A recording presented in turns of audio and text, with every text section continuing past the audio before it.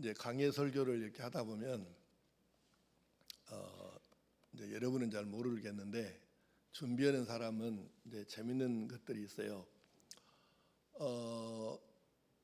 처음에 성경을 읽어보면 내용이 단순하고 쉽게 되어 있기 때문에 이건 별 어려움이 없네.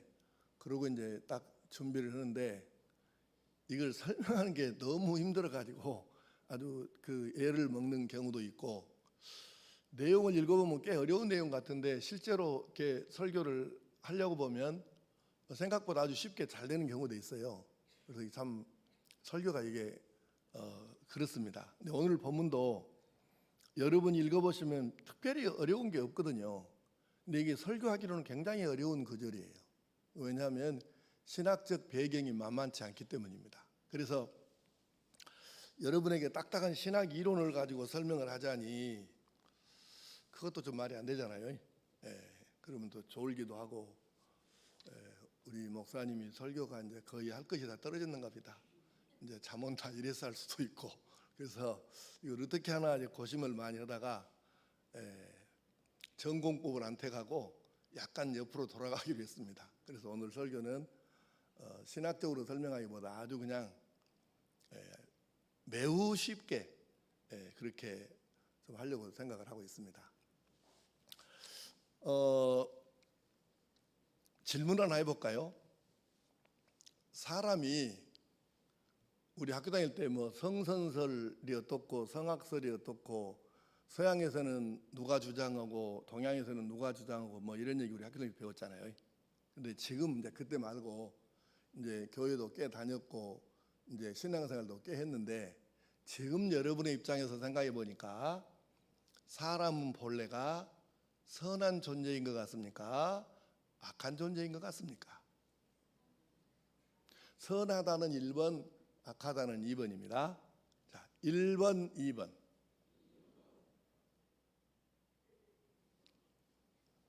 1번이 더 커요? 2번이 더 커요? 2번이 더 컸어요.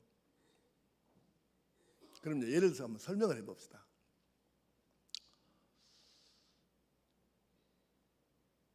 아이들을, 우리가 어린아이 젖먹이 아이들 있잖아요.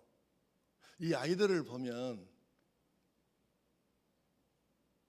나는 죄가 너무 많아서 그런가, 이 애기들을 보면 괜시리 이 아이들을 눈동자를 이렇게 쳐다보면서 오메, 내가 이렇게 너무 많이 변해가고 아이고 참 이거 부끄럽다 이 생각이 많이 들거든요.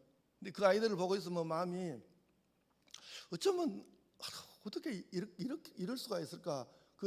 한없이 어떻게 청량할 수 없는 눈동자하며 그 2살짜리 막 이런 1살짜리 아이들을 보면 정말 너무너무 이렇게 어떻게 표현해야 될까? 이게 좋지 않습니까? 근데 그 아이들이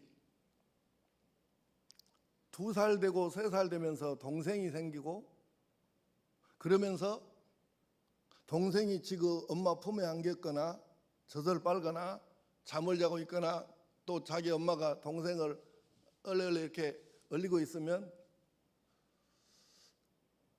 그 위에 있는 놈이 어쩌든가요? 2살짜리나 3살짜리가 되게 뭐라고? 샘 낸다고. 샘을 막 파요? 물 나오게? 그게 참 희한하잖아요. 그러면 울고 발버둥을 쳐불고 그 얘기를 막 뺏어다가 이렇게 애부고, 이게 벌써 복잡하지 않아요?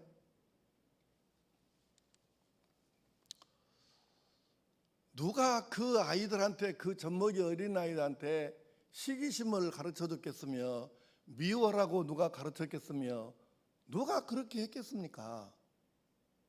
아이들이 아무리 뭐 양보해라 사랑해라 희생해라 그렇게 가르쳐봤자 안 듣잖아요. 근데 왜 시기하고 싸움질하는 것은 안 가르치는데 그렇게 잘할까?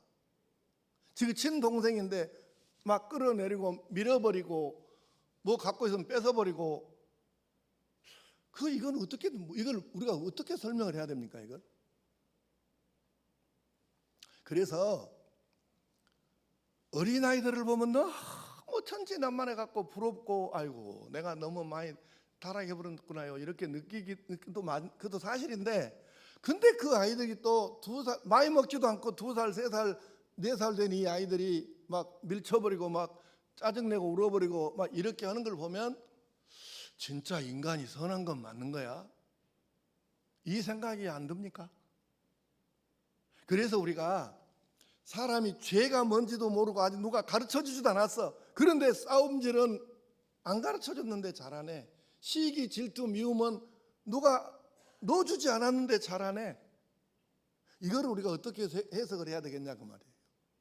그래서 결국은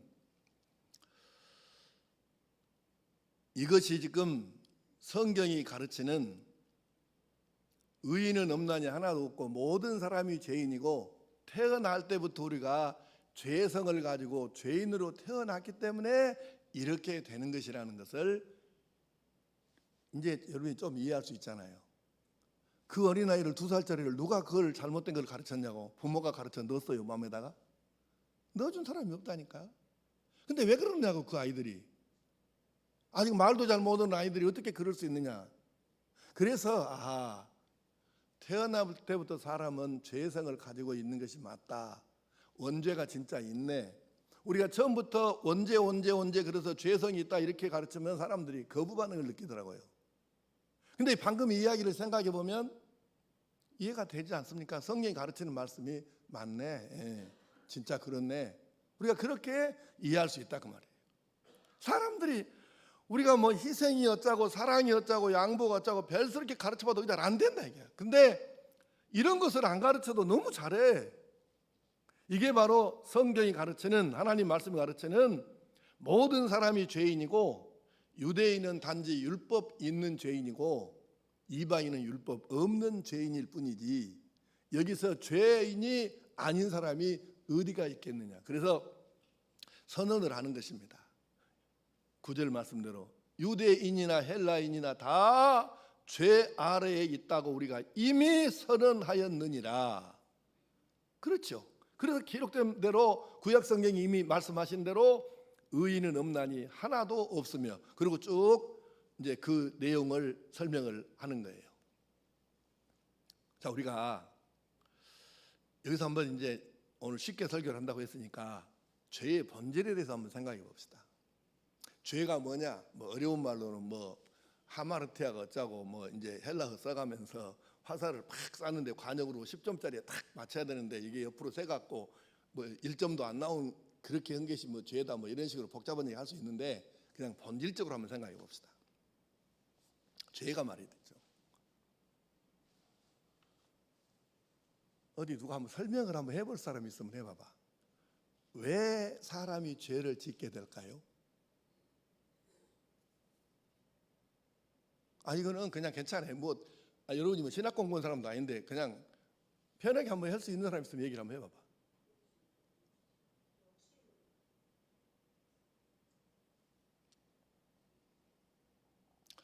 네, 쉽게 설명한다고 했으니까 그냥 쉽게 해봅시다. 네.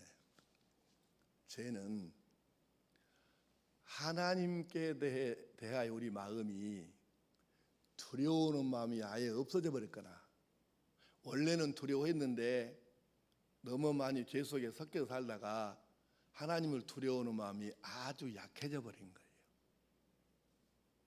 그러니까 사람들이 죄를 짓는 거예요. 아이고 뭐 죄 지어도 괜찮하대. 맨날 거짓말 막 하고 막 이렇게 뭐 복잡하게 했어도 아직 벼락도 안 떨어지고 뭐 아무 일이 없네. 그러니까 하나님께 대한 두려움이 사라지는 거예요.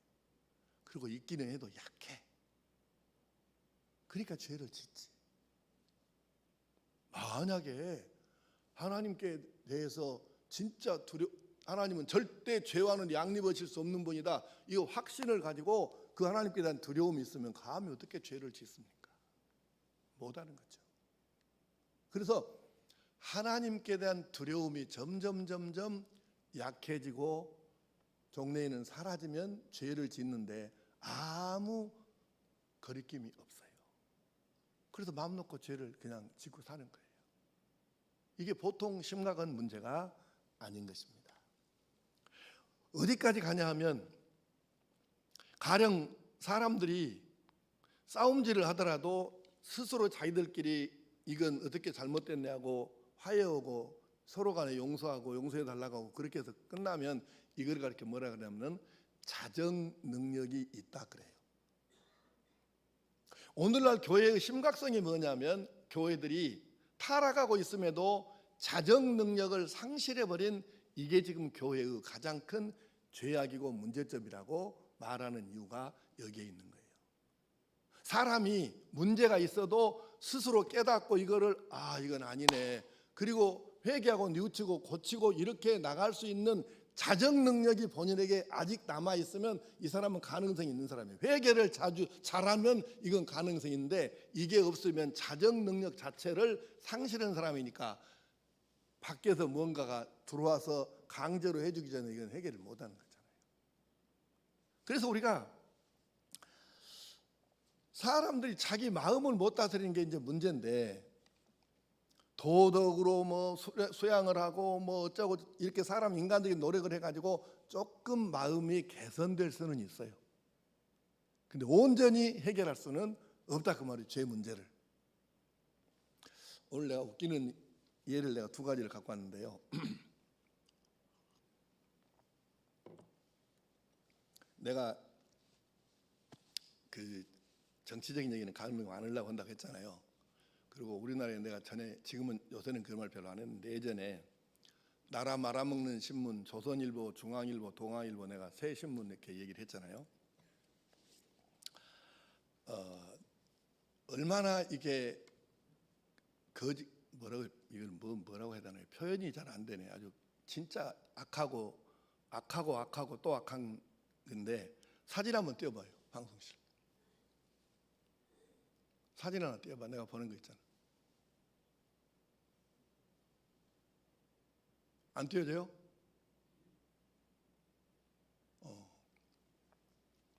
자, 이것이 조선일보거든요. 조선일보 지금 이제 각각 따로따로 나온 세 날짜치를 우에 두 장, 아래 한 장 이렇게 해놨는데, 지금 여러분 보실 때 왼쪽 위에 있는 것 남색으로 되어 있는 이거는 조선일보가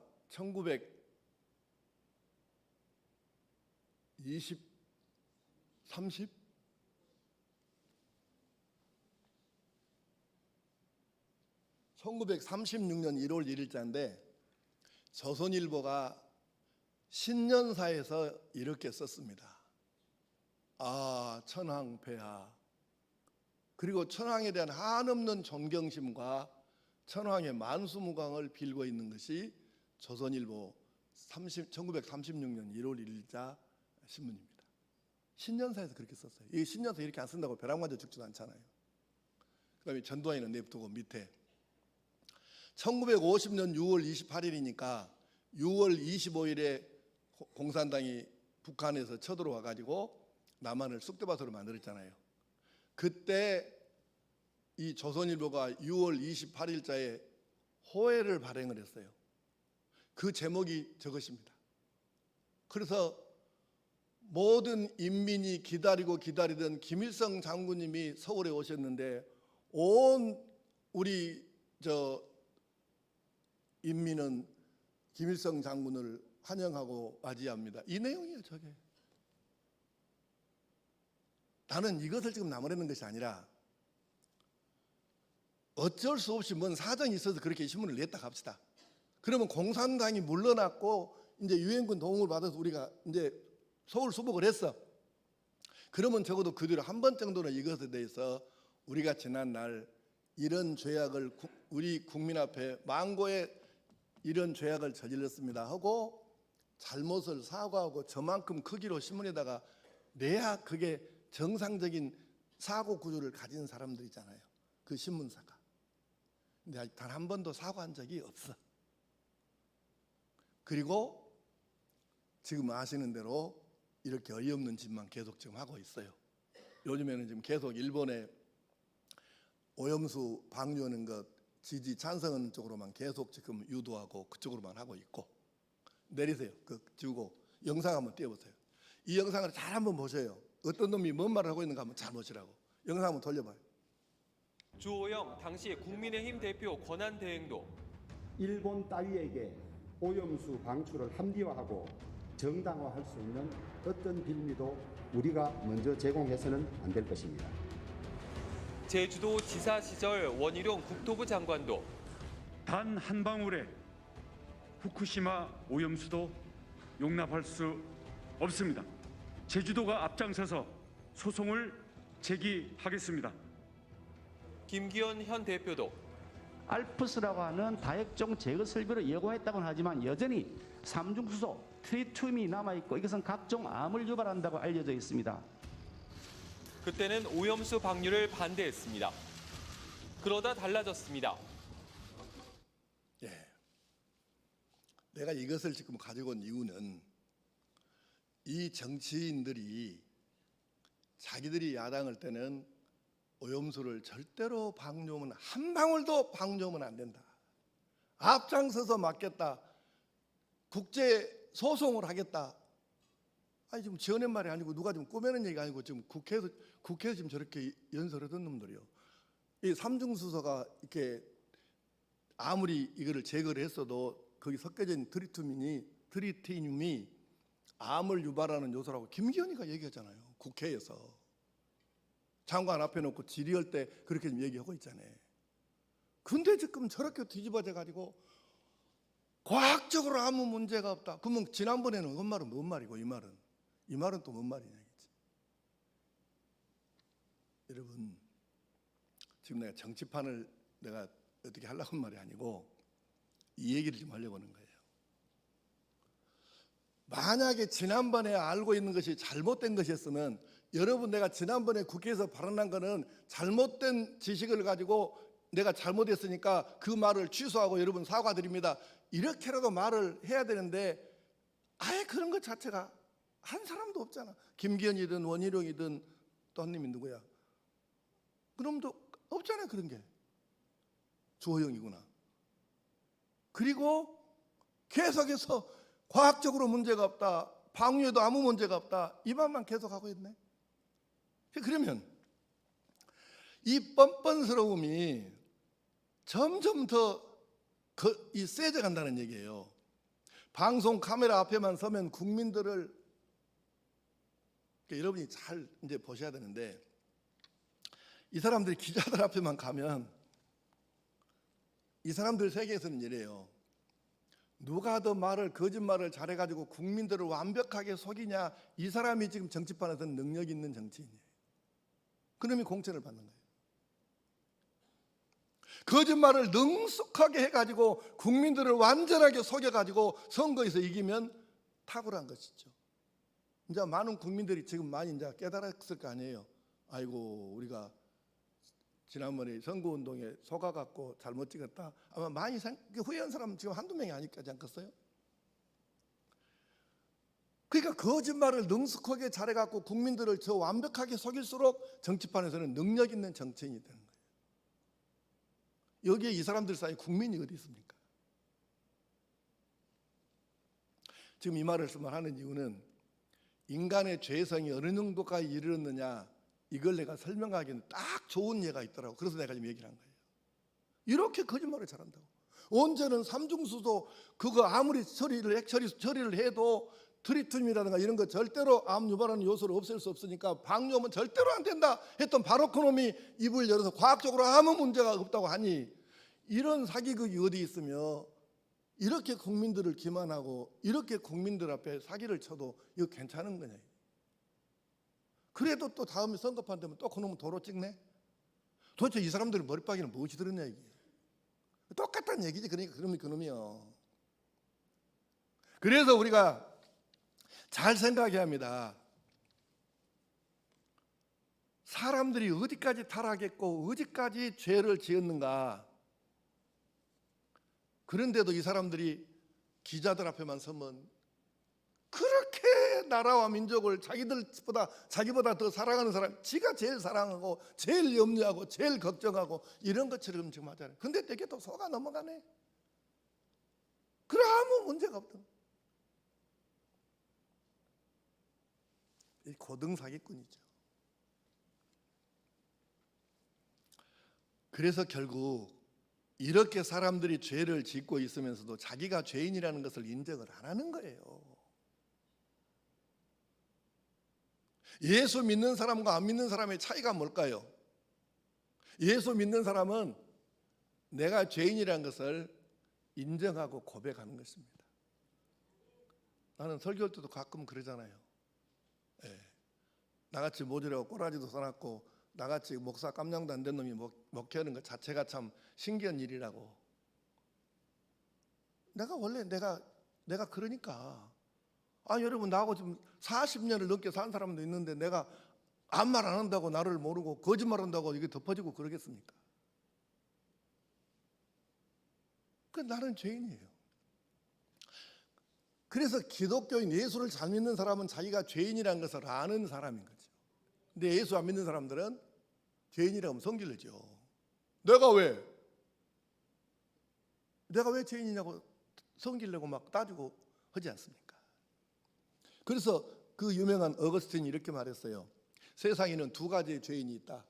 나는 죄인이다. 이것을 깨닫고 나는 죄인입니다. 이렇게 고백하고 사는 죄인이 있고, 내가 왜? 내가 뭔 죄? 그 자기가 죄인임을 전혀 모르고 인정을 안 하고 큰 소리 뻥뻥 치고 사는 진짜 죄인이 있다. 그래, 죄인은 두 가지. 자기가 죄인이라는 걸 알고 사는 죄인과 나는 죄인 아니라고 부정하고 사는 죄인, 두 가지 죄인밖에 없다고 어거스틴이 한 말이에요. 마가복음 2장 17절만 한번 읽어볼까요? 마가복음 2장 17절 시작. 예수께서 들으시고 그들에게 이르시되 건강한 자에게는 의사가 쓸데없고 병든 자에게야 쓸데 있느니라. 나는 의인을 부르러 온 것이 아니요 죄인을 부르러 왔노라 하시니라. 아멘. 여러분에게 전에 여러 차례 말씀을 드렸는데 정신과하고 신경과하고 두 과의 질환 수를 합치면 정식으로 이렇게 학문적으로 명칭이 정해지는 병명이 180가지가 넘어요. 근데 이걸 보면 나도 정신과적으로 신경과적으로 뭐 당연히 문제가 있겠죠. 이렇게 자기를 인정을 하는 사람이 있고, 내가 왜? 나 신경과 정신과에 한 번도 가본 적도 없어요. 멀쩡해요. 이렇게 생각하는 사람이 있어요. 그러니까 신경과 정신과에 안 가는 환자와 가는 환자 두 차이밖에 없는 거죠. 이렇게 설교하고 있는 정우여 목사도 180가지 질환 중에 내가 아직 정밀 진단 안 해봤거든요. 근데 이걸 정신과 신경과 질환을 정밀 검사를 하잖아요. 그럼 나도 10가지 가까이가 나올 수 있어요. 거의 틀림없이 그럽니다. 사실은 내가 약을 안 먹고 정신과 신경과 병원에 다니진 않았지만 나도 신경과 정신과에 사실은 환자인 거죠. 근데 건강치 정신과적으로 건강치 못한 사람일수록 내가 왜? 저 새끼가 나를 정신병 좀 맹글라고 하네. 야, 이 새끼야. 이렇게 이제 시비 걸고 나오는 거예요. 이게 중환자입니다. 내가 뭔 죄를? 내가 왜 죄? 이런 사람일수록 죄가 심각한 사람이죠. 우리가 이걸 알고 살아야 돼. 그래서 의사가 말이죠. 정신과 신경과의 의사들의 전제 조건이 하나가 있는데 그게 뭐냐면, 그거 보니까 목사하고 비슷한 것 같더라고. 나도 이 많은 질환 중에 몇 개를 앓고 있습니다. 이것이 정신과와 신경과 의사의 전제 조건이에요. 자기가 환자라는 사실을 인정을 해야 다른 사람에 대해서 같은 마음으로 치료를 할 수 있는 거죠. 이걸 우리가 알아야 된다. 근데 목사도 마찬가지거든요. 목사 저는 깨끗한데 교인들만 죄인이다. 그러면 그 어떻게 되겠어요? 목사가 먼저 더 큰 죄인인 거죠. 그래야 이것을 통해 잡아가고 내가 죄인이라 한없는 죄인이라는 것을 본인이 깨닫고 느껴야 성도들을 도와줄 수 있는 것이죠. 나는 깨끗하고 여러분은 죄인이다 그러면 어떻게 되겠어? 그때부터 무슨 놈의 설교가 온전한 설교가 되겠어요? 교인들을 가르치려고 하지. 너희들은 다 죄인이고 나는 괜찮은 사람이니까 너희들은 다 내 말 들어야 돼. 이렇게 자세가 될 수밖에 없잖아요. 그래서 어떻게 설교가 되겠어? 목사가 제일 큰 죄인이에요. 그러니까 우리가 하나님 앞에서 내가 본질적으로 어떤가를 알아야 되는데, 지난주 잠깐 말씀드렸지만 설교할 때 그럼 회개의 본질이 뭐냐? 회개의 본질은 이것입니다. 하나님, 맞네요. 제가 잘못됐네요. 내가 문제였네요. 하나님이 옳네요. 하나님이 맞네요. 이렇게 돌아가는 거예요. 그러니까 내가 틀렸고 하나님이 맞기 때문에 제가 이제는 하나님 앞으로 하나님께로 돌아서겠습니다. 이게 회개의 본질이에요. 자기의 잘못을 인정을 안 하는데 무슨 그 다음 단계의 신앙이 있겠습니까? 불가능한 일이잖아요. 그래서 회개의 본질은 뭐냐면, 맞네요 하나님, 제가 잘못됐고요, 하나님이 맞고 성경 말씀이 맞네요. 그래서 내가 하나님께 이제 돌아갈게요, 돌아설게요. 그 유턴하는 거죠. 그게 회개예요. 우리에게 유일한 구원의 길이. 근데 돌아간다고 해서 다 되냐? 내 힘으로는 온전히 죄를 씻을 수도 없고 고칠 수도 없으니까, 그래서 내 죄를 씻어주시는 누가 필요하다? 예수님이 필요한 것이죠. 그래서 예수님을 믿는 거예요. 그래서 그 예수님은 가장 큰 죄인인 정우겸 목사한테도 예수님은 필요하고 여러분에게도 필요합니다. 다른 이유가 없어요. 내가 틀렸고 하나님이 맞습니다. 제가 그래서 하나님께 돌아섭니다. 그래서 내가 예수님을 나의 구주로 영접하고 다 내려놓고 내가 예수 한 분으로 만족하고 살겠습니다. 이것이 그리스도인이에요. 오늘 여러분과 내가 이렇게 회개가 된 돌아선 사람들이 이제 가령 오늘 아침까지 시편을 통독을 했는데, 새벽기도회 때 이제 설명할 시간이 없으니까 그냥 지나가서 아쉽긴 한데, 시편 51편이 다윗이 이제 그 7계를 범하고 우리아의 아내하고 그 큰 죄를 짓고 이제 하나님 앞에 회개하면서 침상에 젖도록 눈물을 흘려가면서 회개할 때 그때 쓴 시가 시편 51편이에요.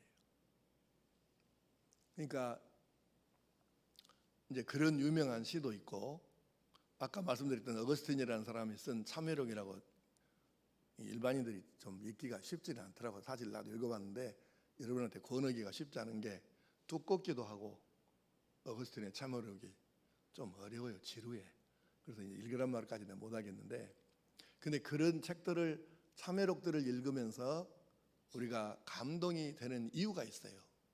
그건 뭐냐면, 자기 지난날에 자기가 지나온 그 날, 과거의 날들에 지은 죄가 얼마나 크고 많고 깊고 한지, 그 죄를 그대로 다 이렇게 거기다가 일일이 다 이렇게 고백을 해놓은 거예요. 뭔 그것이 자랑이라고 그렇게 죄를 옮겨놓을까 그랬다가, 그게 진짜 회개의 증거예요. 그게 얼마나 내가 하나님 앞에 죄인인가, 내가 이렇게 이 죄 속에서 죄인지도 모르고 오히려 그것이 잘난 것인 줄 알고 그렇게 살았는데, 알고 보니까 이게 죄였고, 지금은 내가 처절한 심정으로 고백하고 예수 피로 씻어내서 지금 내가 그래서 그걸 씻어내고 지금의 이 평화를 내가 누리며 살고 있습니다. 그게 참회록이에요. 그게 지금 시편 51편에서 다윗이 고백하는 내용이에요. 내가 이렇게 죽일 놈입니다. 1000번 만번을 다시 죽어도 나는 하나님 앞에 항의할 말 한마디가 없는 이 무지막지한 죄인이 바로 이 놈입니다. 이것을 고백하는 거예요. 그 고백이 처절하고 그 고백이 진실할수록 그만큼 얻는 평안과 하나님 주시는 진짜 기쁨이 그만큼 큰다는 것이죠. 떠올라오는 은혜, 이게 은혜거든요. 그래서 진짜 참 회개는 읽는 사람들의 심금을 울리는 거예요. 율법은 죄를 깨닫게 하는 힘이 있어요. 힘이. 예. 너 이렇게 죄인이지 않냐? 그럼 내가 얼마나 죄인지를 깨닫게 해주는 거죠. 그래서 회개합니다. 아, 맞습니다. 하나님 맞습니다. 내가 잘못됐습니다. 그리고 겸손히 무릎 꿇고 하나님의 은혜를 구하는 것이죠. 그때 하나님께서 손을 잡아주시는데, 그때 누리는 평안은 이렇게 어떻게 표현이 잘 안 되는 거예요. 그래서 어거스틴이 회개하고 어거스틴이 마지막에 다 정리하고 나서 그가 이렇게 고백을 하는 거예요. 내가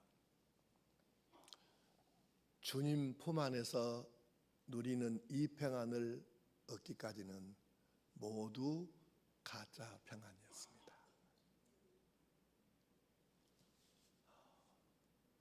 아멘하는 사람이 몇 사람 없는 거 보니까 동의가 안 되는 모양이고, 이건 내 말이 아니고 어거스틴의 말이라니까.